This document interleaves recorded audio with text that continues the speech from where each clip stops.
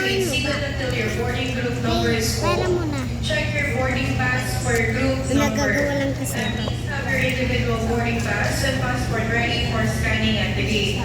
Dali. Pacific Flight 5J272 bound for Hong Kong. Dali. Is now inviting guests Wait lang naman. with premium seats. You may now board aircraft through gate number 107. And Cebu Pacific Flight 5J272 bound for Hong Kong is now inviting guests on their boarding group number 1. You may now board aircraft through gate number 107. This boarding group includes senior citizens, pregnant Uy, mothers, gagamitin pa natin guests yan. traveling with children 4 years or below, guests needing special assistance, and guests seated in the emergency exit room. If you are not part of boarding group number 1, once again, if you are not part of boarding group number 1, please remain seated.